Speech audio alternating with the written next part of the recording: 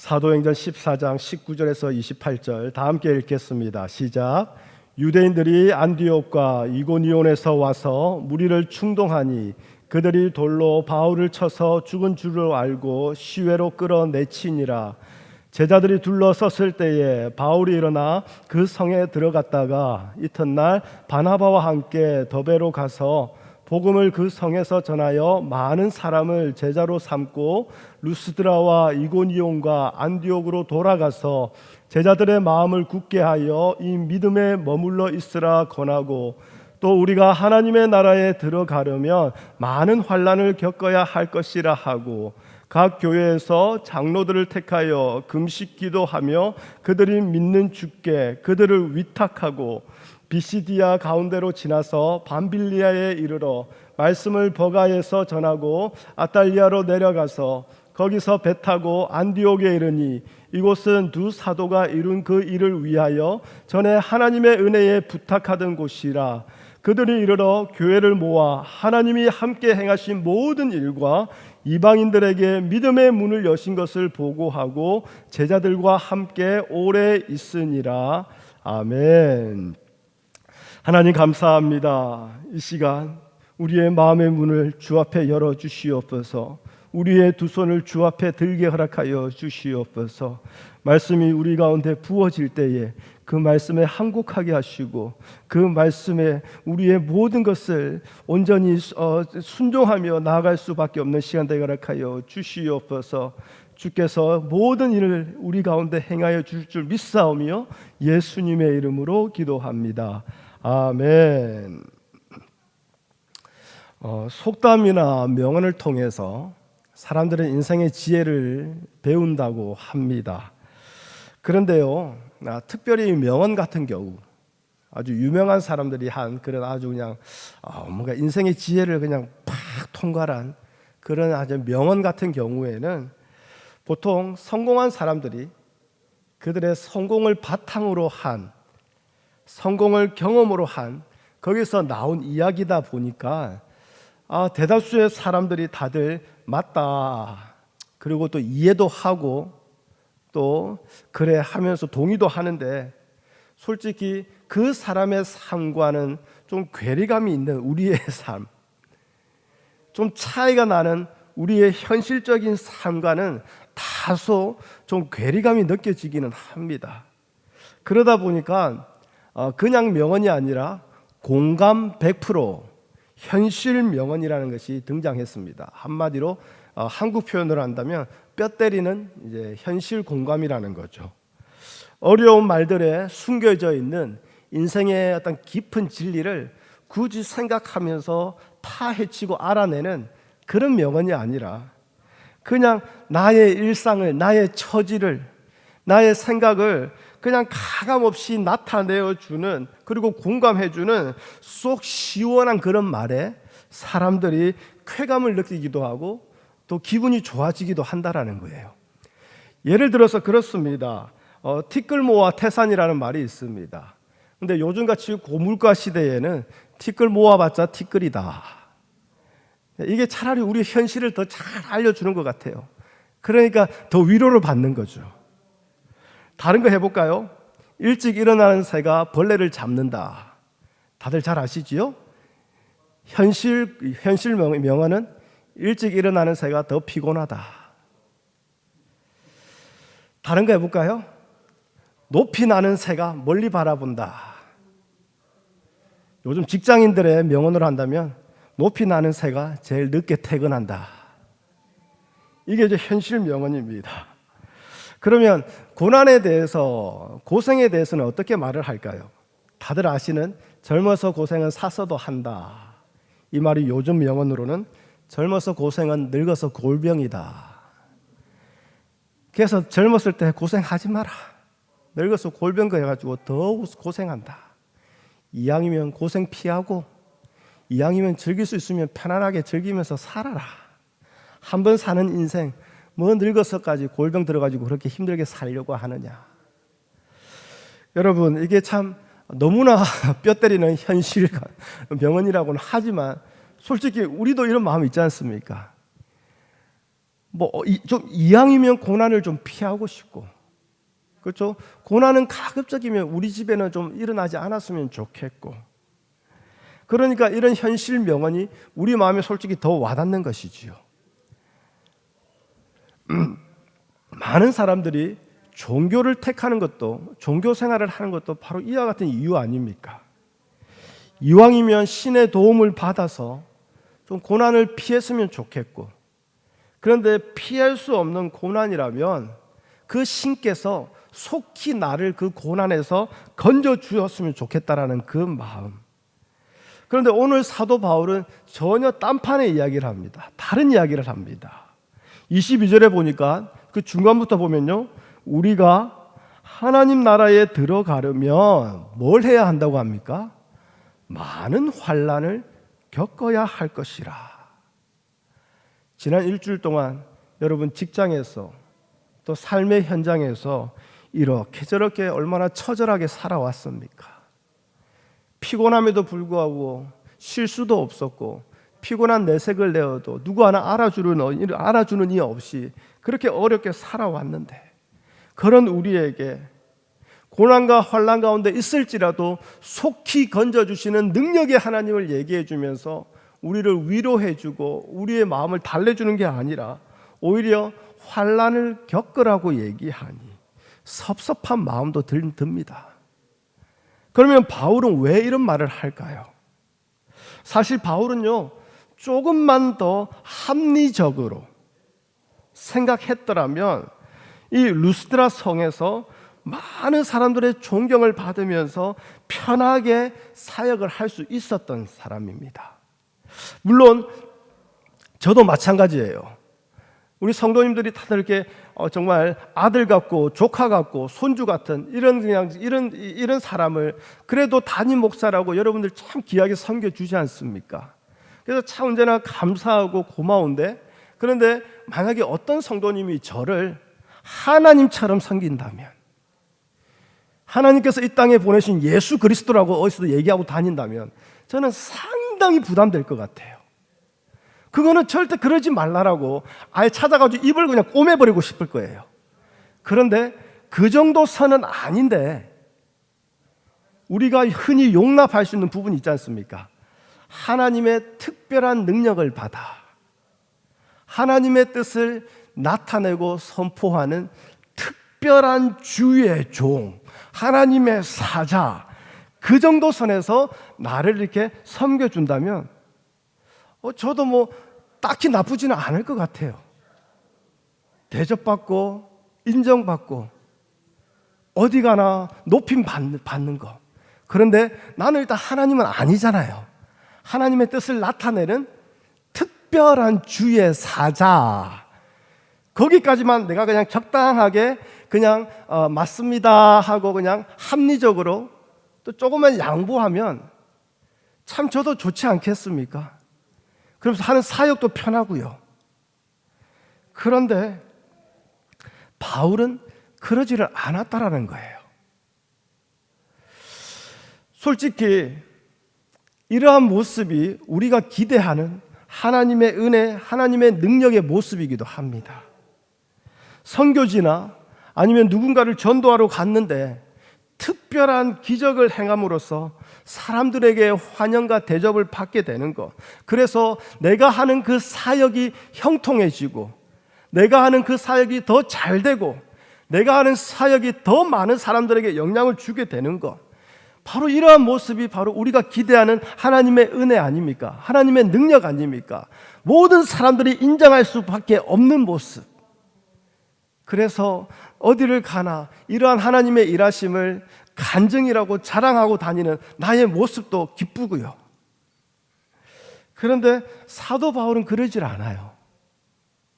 지난주 말씀 본 것처럼 사도 바울은 신으로 대접받은 자입니다.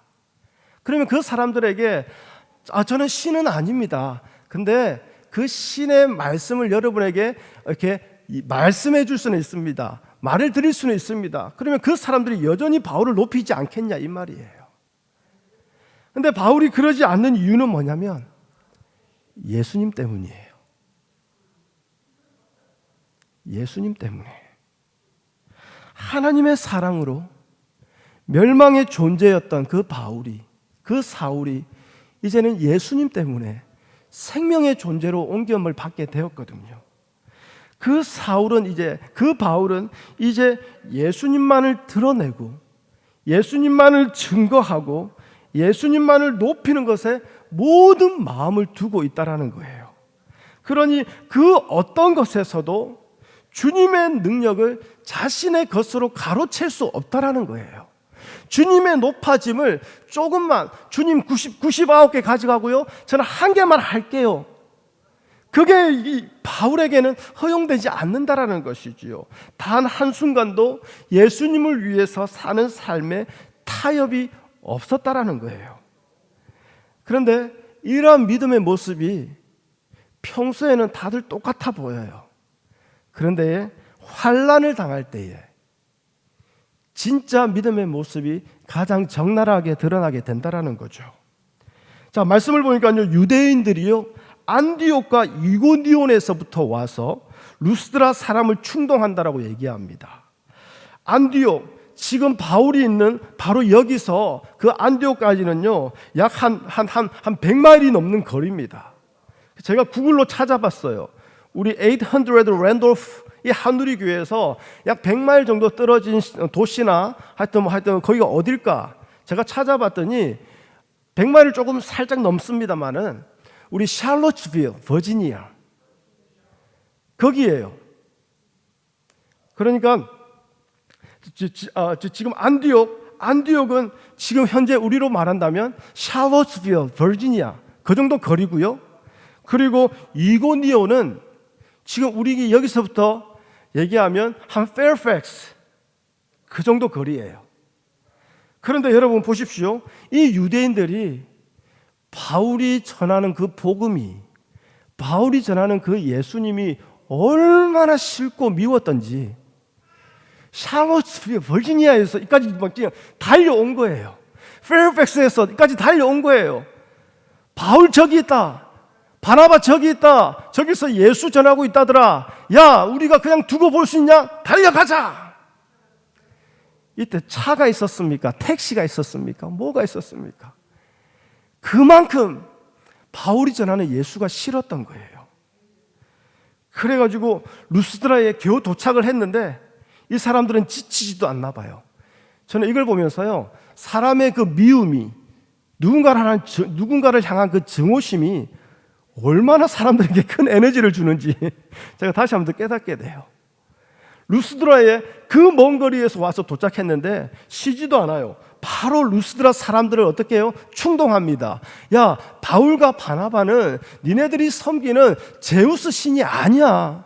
오히려 저들이 말하는 예수는 그 제우스를 무시하는 이상한 신이야. 니네 신을 무시한다니까? 니네 신은 신이 아니라고 말한다니까? 그런데 저들에게 니네들 제사를 드리려고 했어? 이런 멍청한 놈들, 이렇게 충동하면서, 그러니까 그 말에 홀딱 넘어간 루스드라 사람이 어떻게 됩니까? 갑자기 폭도로 변해버립니다. 어제까지는 따라오며 예배하려고 했던 사람들이 이제는 돌을 들고 따라옵니다. 그리고 실제 바울을 죽여버립니다. 그들은 바울이 죽은 줄 알고 성 밖으로 내던져버리지요. 그런데 20절을 보면 죽었다고 생각했던 그 바울이 다시 일어납니다. 자, 여러분, 여기서 여러분은 무엇을 선택하겠습니까? 죽었다가 살아났으니 아이고 하나님이 나에게 그래도 아직 할 일이 있다고 나를 살려주셨네, 얼른 도망가자, 딴 데 안 가겠습니까? 그런데 바울은 다시 그 성으로 들어간다라고 얘기합니다. 그 성이 어떤 곳입니까? 바울을 죽였던 자들이 있는 곳이에요. 바울이 안 죽었다라는 그 소식이 전해지면 반드시 다시 돌로 들어 바울을 칠 수밖에 없는 너무나 뻔한 곳이에요. 그런데 바울은 그 성으로 다시 들어갑니다. 그런데 그게 끝이 아니에요. 그 이튿날 바나바와 함께 더베로 가서 복음을 전하고 난 뒤에 다시 어디로 갑니까? 루스드라로 갑니다. 이고니온으로 갑니다. 안디옥으로 돌아갑니다. 여러분, 루스드라 조금 전에 돌 맞아 죽을 뻔한 곳이에요. 죽음 직전까지 갔던 곳이에요. 이고니온, 그 핍박이 얼마나 심했던지 바울과 바나바가 더 이상 견딜 수 없어서 도망 나온 것입니다. 안디옥, 그들의 동족인 같은 유대인들이 최초로 핍박을 했던 곳이에요. 좋은 기억이 있는 곳이 아니에요. 가면 우리가 할 사역을 미리 다 준비해 놓고 기다리고 있는 곳이 아니라는 거예요. 가면 돌 맞아 죽을 수 있는 곳이에요. 모든 사람들이 나를 미워하고 인정해 주지 아니하고 핍박하는 곳이에요. 여러분, 환난이 있는 곳, 이렇게 어려움이 있는 곳은 우리가 가급적이면 잘 피해서, 그죠? 잘 피해서 될 수 있는 한 안전하게 효율적으로 복음을 전해야지, 왜 이렇게 무모할 정도로 무식하게 이렇게 환난이 있는 곳으로 찾아 들어가느냐라는 생각이 솔직히 들지 않습니까? 저도 이것 때문에 힘들었어요. 이 고민이 저에게서 해결되지 않는 거예요. 이 질문이 저에게서 해결되지 않는 거예요. 바울을 그냥 성경에 나오는 한 위인으로 볼 수 없지 않습니까? 우리와 같이 성경을 가진 사람이요, 똑같이 날마다 그 안에 두 가지 법이 있어 싸우고 자빠지고 넘어지는 자 아닙니까? 우리랑 똑같은 자인데 왜 이러냐, 이 말이에요. 일단 우리가요, 이런 생각을 하는 이유, 가급적이면 피하고 그래서 안전하게 좀 더 효율적으로 많이 복음을 전하는 게 좋지 않냐, 이 생각을 하는 이유는 뭐냐면요, 복음을 더 많이 전하면 전할수록 좋다라는 생각이 우리 안에 있기 때문이에요.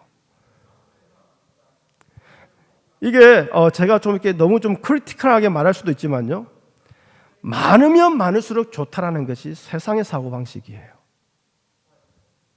그러니까 우리도 복음을 많이 전하면 전할수록 좋다라는 이 생각에 대해서는 어느 누구도 의심하지 않습니다. 왜 그렇습니까? 복음이 많이 전해지는 것이 하나님께도 유익이 되는 것은 당연한 것이고, 복음이 많이 전해지는 것이 하나님 나라가 확장되는 것이라고 믿고 있기 때문에 그렇습니다. 그런데 이러한 생각과 믿음이라고 불리는 이것은 바로 우리가 전하는 복음이 사람들을 믿게 한다라는 착각이 있기 때문에 이것이 우리 안에서 변하지 않는 거예요. 좀 더 쉽게 얘기해 볼까요? 우리가 전하는 이 복음이 사람들을 변화시킨다. 즉, 복음을 전하는 우리가 소중한 거예요. 복음을 전하는 내가 소중한 거예요. 그래서 하나님의 일을 한다고 한다는 나를 하나님은 어떻게 해줘야 됩니까? 반드시 지켜주셔야 되는 거예요. 그렇지 않습니까? 어려움과 환난에서 나를 건져주시고, 죽음의 권세가 나를 덤벼들 때부터 나를 덮치려고 할 때에 구원의 손길로 나를 쏙 건져주시는 그런 하나님의 기적이 나에게는 반드시 있어야 돼요. 왜요? 나는 하나님의 일을 하고 있는 소중한 성도니까. 그렇지 않습니까? 그러다가요, 하나님의 일을 열심히 합니다. 최선을 다해서 복음을 전해요. 그러다가 어느 순간 예상치 못한 어려움이나 고난이 닥쳐오면요, 그때부터 혼란스러워지는 거예요. 그래도 우리는 신앙생활 해온 짬밥이 있지 않습니까? 그 자리에서 바로 넘어지지 않아요. 잠시 사역을 좀 쉽니다. 잠시 멈춥니다. 그러면서 우리 스스로를 돌아보는 시간을 갖겠습니다. 우리 각기 하나님께 기도로 나아갑시다. 하나님의 뜻을 알아봅시다. 하나님의 계획이 무엇인지 우리가 좀 더 깊이 묵상합시다. 그러면서 기도해요. 그리고 나름대로 답을 얻습니다. 그리고 또다시 이제 그 사역에 또 힘써 나아갑니다. 이제는 하나님이 나를 그렇게 훈련하셨으니까 내가 이제 그 정도 어려움은 나는 이제 이겨낼 수 있어. 근데 다음에 다가오는 어려움이 그 정도가 아니에요. 정말 나를 죽음으로 몰고 가는 어려움이에요. 그러면 그때부터는 모든 것을 놓아버립니다. 믿음에 대해서 의심하기 시작합니다. 내가 지금까지 했던 나의 믿음의 행위들에 대해서 회의감을 갖습니다. 왜 그렇습니까? 예수님을 전한다고는 했지만 예수님을 전하는 내가 소중하고 예수님을 전하는 내가 자랑스러운 거예요. 그러면서 우리 그런 표현 많이 들어보셨죠? 하나님 나 사용하지 않으시면 하나님이 손해예요. 여러분 그런 간증 많이 들어보지 않았습니까? 하나님이 나같이 이렇게 믿음 좋은 사람 하나님 사용하지 않으면 하나님 나라의 손해예요. 가서 입을 확 꼬매버리려다가 제가 누군지 몰라가지고 찾아가지는 못했습니다만, 여러분 바울은요 복음을 전하는 자신이 소중한 것이 아니었어요. 복음을 많이 전하는 자가 되겠다라는 것이 아니라 복음이 복음되게 전하는 것이 중요한 사람이었어요.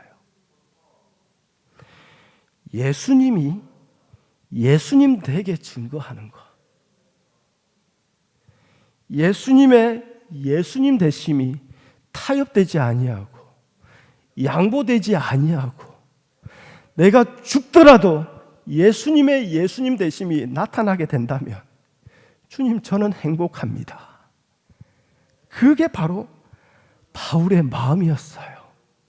복음을 전하는 내 자신이 소중하여서 환난과 핍박이 있을 때마다 나를 괴롭히는 사람이 있을 때마다 그들과 싸워 이겨서 내가 하는 것이 맞다, 내가 선택한 것이 옳다라고 증명하겠다라는 그런 말 그대로 소싸움터에 나가 있는 그 소처럼 너를 죽여서라도 나는 마땅한 것을 인정할 거야, 그런 의도가 아니라 그저 예수님을 알지 못하는 자들이 거기 있기 때문에 간 거예요. 예수님을 제대로 알지 못하고 예수님의 예수님 되심을 오해하고 그리하여 생명의 길로 오지 못하고 예수님을 믿는 것 같으나 여전히 죽음의 길에서 벗어나지 못하는 자들이 거기 있기 때문에 사도 바울은 다시 거기를 간 거예요. 하나님의 복음을 위하여 예수 그리스도의 종으로 부름받았다라고 매번 고백하는 이 사도 바울은 예수님의 예수님 되심이 증거된다면 그런 자리에 나를 사용하시는 그 하나님의 은혜에 감사하여 그저 하나님의 도구로 그 자리에 다시 서겠습니다. 그게 바로 바울의 고백 아니었습니까?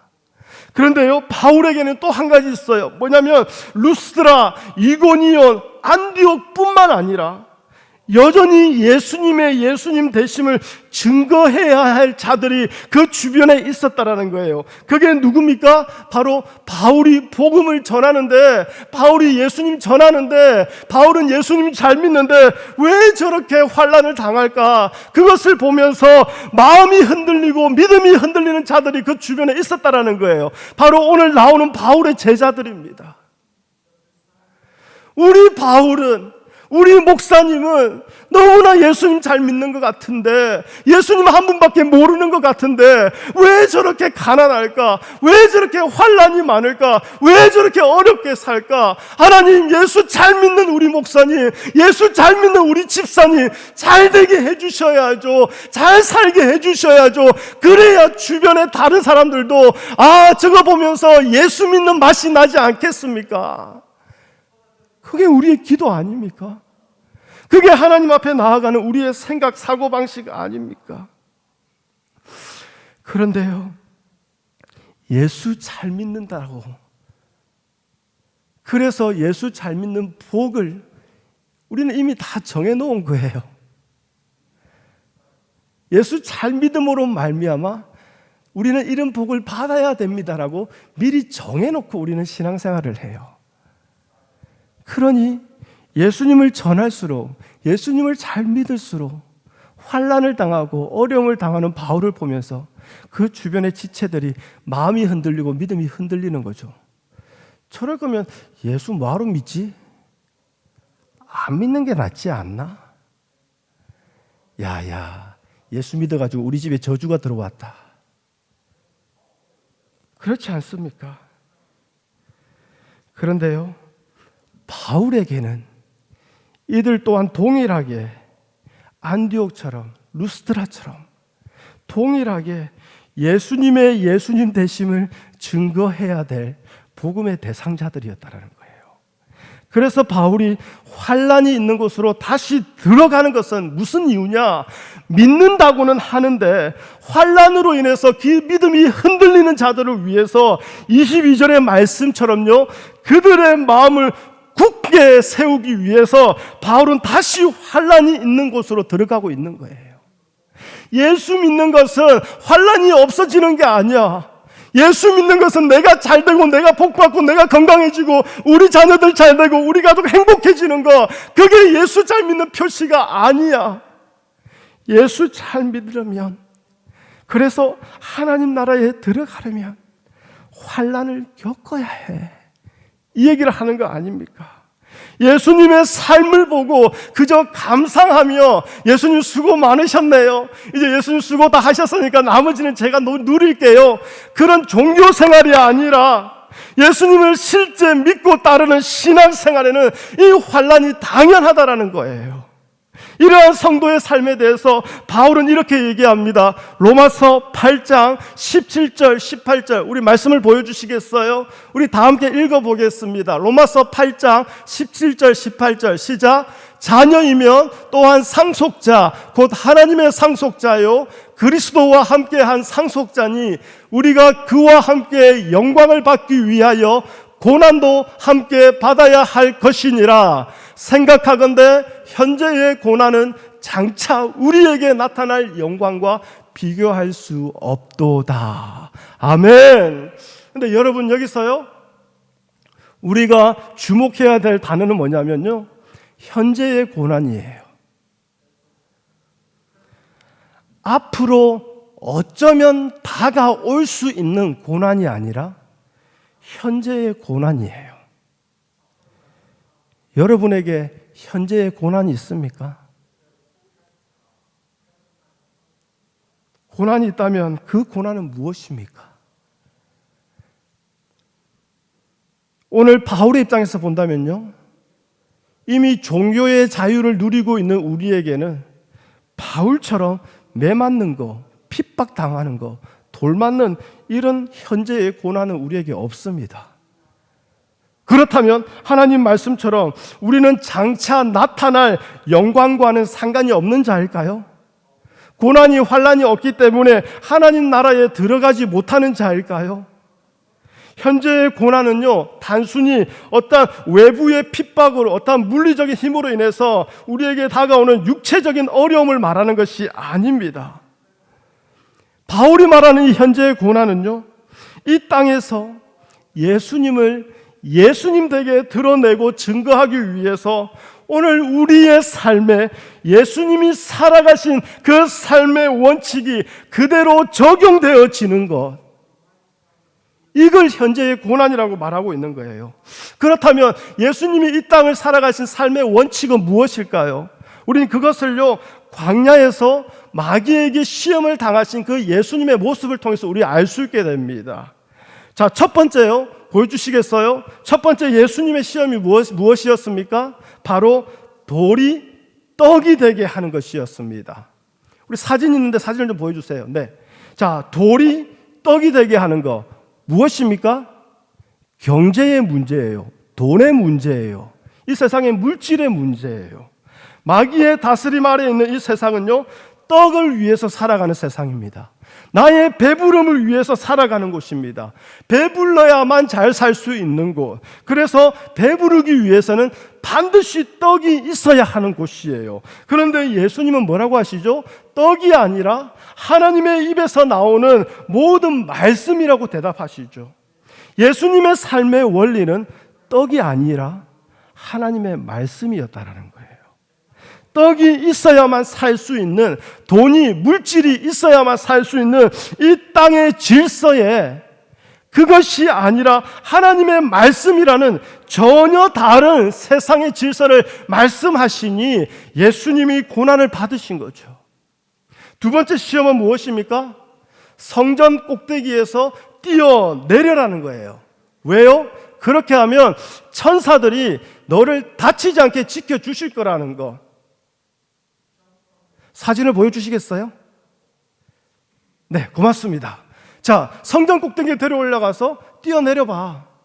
천사들이 너를 다치지 않게 지켜줄 거야. 이건 무슨 말입니까? 하나님을 세상이 말하는 기적을 통해서 확인하려고 하는 거예요.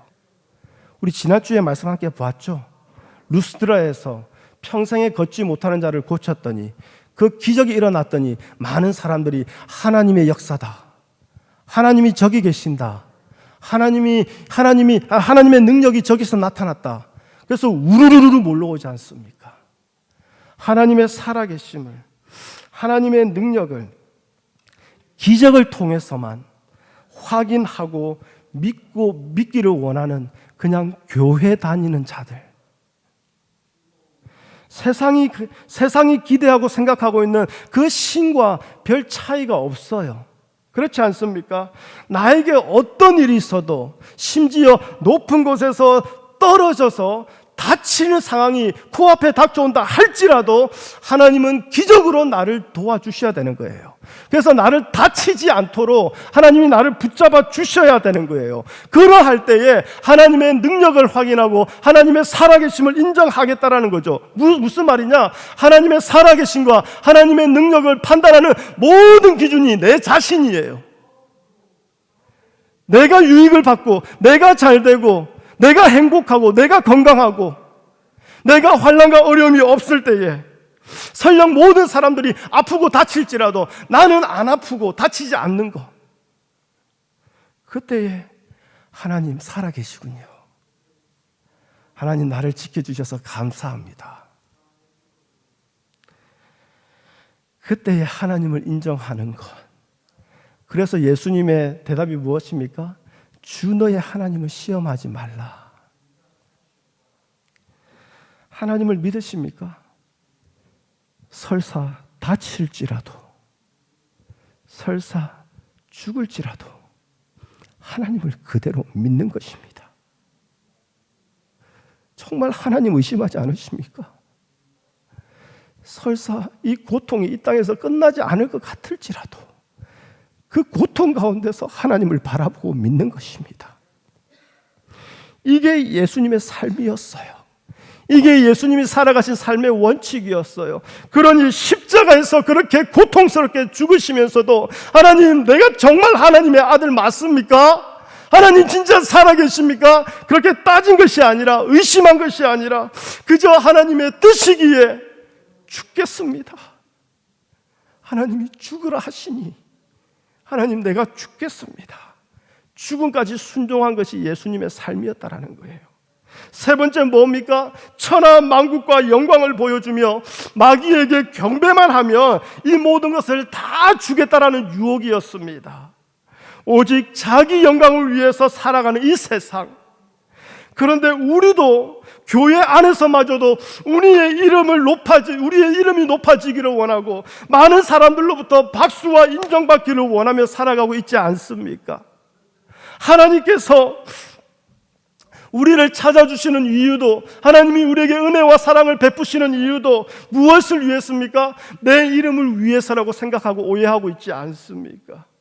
이러한 세상에 예수님은 내 이름이나 내 영광에는 관심이 없고 오직 하나님만 경배하라고 말씀하십니다. 예수님의 삶의 원칙 뭐라고요? 내 이름이 유명하느냐 유명하지 않느냐, 그게 문제가 아니었어요. 세상의 것을 얼마나 가졌느냐 가지지 않았느냐, 그게 중요한 것이 아니었어요. 현재의 자리에서 오직 하나님만을 섬기고 있는가, 현재의 자리에서 오직 하나님만이 경배를 받고 계시는가, 바로 그것을 중요하게 여겼던 거예요.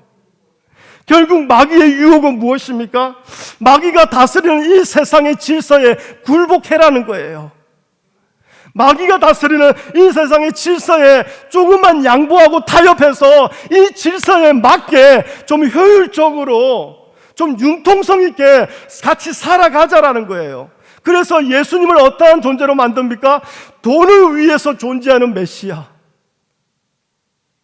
눈에 보이는 확실한 증거를 보여주는 메시아, 나의 이름과 영광을 위해서 존재하는 메시아, 이런 메시아로 세상 속에서 존재하기를 원했던 거예요. 왜 그렇습니까? 이런 메시아는 세상으로부터 반드시 환영받기 때문에 그래요. 그런데 예수님은 철저하게 이러한 세상의 질서와 사고방식에 반대되는 삶의 원칙을 보여주셨어요. 그러니 세상으로부터 미움받는 거 당연한 거 아닙니까? 그러니 세상으로부터 인정받지 못하는 거 당연한 거 아닙니까? 그런데 우리를 예수님은, 하나님은 뭐라고 합니까? 예수 그리스도와 함께 하늘의 것을 상속받는 하나님의 상속자라고 우리를 불러주셨다라는 거예요. 예수님께서 걸어가신 삶의 원칙을 같이 걸어가는 자라는 거예요. 같이 따라가는 자라는 거예요. 그것이 무엇입니까? 예수님께서 당하신 저 세 가지 유혹 속에서 이 땅을 살아가게 되는 것, 이것을 향해서 사도 바울은 성도의 고난이라고 말하고 환난이라고 말하는 것이고, 이것을 가지고 현재의 고난이 있느냐라고 물어보고 있다라는 거예요. 가정에 문제가 있을 수 있습니다. 직장에 문제가 있을 수 있습니다. 삶에 이런저런 여러 가지 문제가 있을 수 있습니다. 그런데 그것은 하나님 법대로 살아가지 못하는 우리의 죄로 인한 죄의 모습이 드러난 것이지, 그것이 우리에게 죄로 인한 환난의 본질이 아니라는 거예요. 그 환난 속에서 우리는 예수님을 택하는지 나를 택하는지, 이게 바로 성도의 고난이라는 거예요. 성도의 환난이라는 거죠. 여러분, 혹시 예수님의 원칙을 따라 살아가지 않고 있다라면 여러분에게는 예수님과 같은 이런 유혹은 절대 없을 겁니다. 이런 현재의 고난은 절대 없을 겁니다.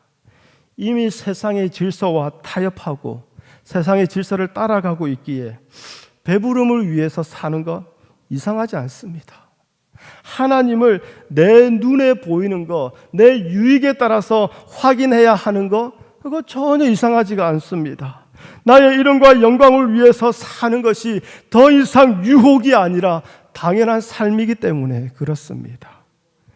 그런데 예수님의 예수님 되심을 나타내기 위해 예수님의 삶의 방식을 그대로 따라간다면 세상의 떡으로 배부르게 되는 그 삶, 하나님과 하나님의 살아계심과 하나님의 그 말씀이 내가 중심이 되어 나의 유익으로 확인하고자 하는 그 삶, 내가 높임받는 그 삶이 반드시 유혹으로, 고난으로, 환난으로 우리에게 다가오게 될 수밖에 없다라는 겁니다. 이것이 바로 예수님을 택하여 예수님처럼 살아가기를 원하는 그 성도에게 다가오는 고난이요, 오늘도 우리에게 끊임없이 일어날 수밖에 없고 주님 앞에 가는, 천국에 가는 그날까지 매일매일 현재의 고난으로 다가올 수밖에 없는 것이라는 거죠. 그럼 이럴 때 여러분 무엇을 위해서 기도하겠습니까? 오늘 우리 다시 사도행전 말씀으로 돌아가 볼까요? 23절에 보니까요, 바울은 주님께 그들을 위탁했다라고 말합니다. 바울은 이미 죽음까지도 주님께 맡긴 자입니다. 그렇죠? 죽음을 통해서도 예수님이 나타나신다면 그것이 감사라고 고백한 자예요. 결코 사람의 힘으로 이길 수 없는 이 환난에서, 이 고난에서 이미 죄인된 자신의 악함을, 연약함을 몇 번이고 확인하고 깨달았기에 자신과 똑같이 연약하고 악한 그 제자들, 그 지체들을 어떻게 해요?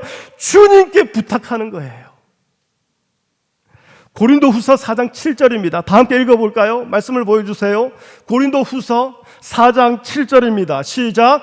우리가 이 보배를 질그릇에 가졌으니 이는 심히 큰 능력은 하나님께 있고 우리에게 있지 아니함을 알게 하려 함이라. 아멘. 우리가 열심으로 전도하며 복음을 전한다 하여도 결코 우리에게 있지 아니하는 하나님의 큰 능력은요, 고린도후서 4장 17절입니다. 시작. 우리가 잠시 받는 환난에 경한 것이 지극히 크고 영원한 영광 중에 중한 것을 우리에게 이루게 한다라는 거예요. 그로 인해서 18절입니다. 그 다음 시작.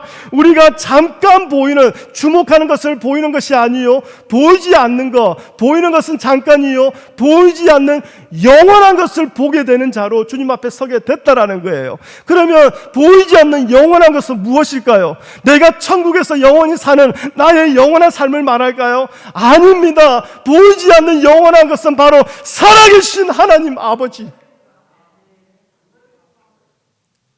살아계신 하나님 아버지, 그분만이 영원하신 분 아니십니까? 제가 이상한 신학이라고 말할 수도 있겠지만요, 그 하나님이 천국을 없애버리신다면 천국 없어지는 거 아닙니까? 그 하나님이 예수님을 지옥에 둔다면 지옥이 천국 돼야 되는 거 아닙니까? 언제든지 변할 수 있는 것들이에요. 우리 김 목사님이 이상한 소리 한다, 그렇게 오해하지 마시고요, 그만큼 영원하신 분은 하나님 한 분이라는 거예요. 그러면 우리가 보이지 않는 영원한 것을 소망하게 됐다는 것은 무엇입니까? 죽어서 영원히 천국 가서 사는구나, 나는 구원받았구나, 그게 아니라 하나님을 사모하게 되었다는 것, 살아계신 하나님을 갈망하게 되었다는 것. 그래서 고린도후서 1장 8절 9절입니다. 다 함께 읽어보겠습니다. 고린도후서 1장 8절 9절 시작. 형제들아, 우리가 아시아에서 당한 환난을 너희가 모르기를 원하지 아니하노니 힘에 겹도록 심한 고난을 당하여 살 소망까지 끊어지고 우리는 우리 자신이 사형 선고를 받은 줄 알았으니 이는 우리로 자기를 의지하지 말고 오직 죽은 자를 다시 살라시는 하나님만 의지하게 하심이라. 할렐루야! 아시아에서 당한 그 모든 환난, 그 고난, 오늘 본문에 나오는 이 얘기 아닙니까? 그 모든 환난을 주신 하나님의 목적이 있다라는 거예요. 그게 무엇입니까? 우리 자신을 의지하지 말고 죽은 자를 다시 살리시는 하나님만 의지하게 하시기 위해서 하나님은 우리를 환난 가운데 이끌어 가신다라는 거예요. 예수와 함께한 하나님 나라를 상속받는, 영원한 하나님을 상속받는 그 상속자로 만들어가기 위해서 오늘도 우리 가운데에 끊임없는 환난으로 하나님은 다가오신다라는 거예요. 그렇다면요, 이것을 알게 되었다면 예수님이 아니라 나의 배부름을 위해 살아가는 인생이 반드시 불편해지셔야 합니다. 이거 뭔가 잘못됐는데, 이거 더 이상 이렇게 살면 안 되겠는데, 그 갈등이 여러분 안에 생겨지기 시작해야 됩니다. 이것이 현재의 고난입니다. 이 고난이 여러분 안에 있습니까? 지금 생겨나고 있습니까? 여러분, 실망하거나 낙심할 것이 아니요, 오히려 감사하시고 더불어 지체를 돌아보아 나와 그 지체가 함께 이 고난과 환난으로 인해서 영원토록 살아계시는 하나님만을 의지할 수 있도록 더욱더 주께 엎드리며 기도하는 자가 되시기를 부탁드리겠습니다. 하나님은 이러한 우리를 통해서 예수님의 예수님 되심을 땅 끝까지 나타내심을 원하실 것이고, 이것이 하나님께 기쁨이요 영광이 되는 오늘 사도 바울이 말한 안디옥에 돌아가 하나님이 행하신 모든 일이 된다라는 것이지요. 여러분, 하나님이 행하신 모든 일이 여러분 눈에 보여졌으면 좋겠습니다. 여러분의 심령을 가득 채웠으면 좋겠습니다. 그래서 오직 죽은 자를 다시 살리시는 하나님만 의지하게 하시는 그 하나님의 일이 여러분 삶 가운데에 단 1.1핵도 낭비되거나 쓰레기처럼 취급받지 아니하고 밭에 감추인 보배처럼 귀하게 여김받는 일들이 우리 삶에 반드시 나타났으면 좋겠습니다. 기도하겠습니다. 하나님 감사합니다. 다시 환난 가운데 들어가는, 다시 고난 가운데 들어가는 바울이 답답합니다. 왜 그렇게 무식하냐고, 왜 그렇게 효율적으로 하지 못하냐고 스스로에게 질문을 던지며 나는 그러지 않겠다라고 말합니다. 하나님을 택한 것이 아니라 나를 택하기 때문에, 내가 소중하기 때문에, 내가 인정받아야 하기 때문에 그럼에도 불구하고 이것을 믿음으로 생각하고 있는 우리의 악함을 주님 용서하여 주시옵소서. 다치게 되더라도, 설령 죽게 되더라도 그를 통해서 예수님의 예수님 되심이 나타난다면 주님, 춤추며 그 길을 가겠습니다. 기쁨으로 소리치며 하나님의 이름을 높이며 그 길을 가겠습니다.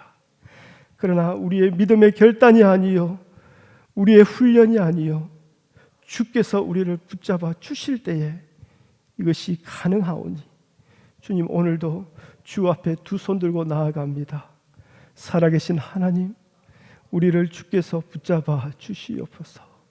반드시 이 환난의 길을 걸어갈 수 있도록, 현재의 고난을 매일매일 겪으며 살아갈 수 있도록 우리를 인도하여 주시옵소서. 예수님의 이름으로 기도합니다. 아멘.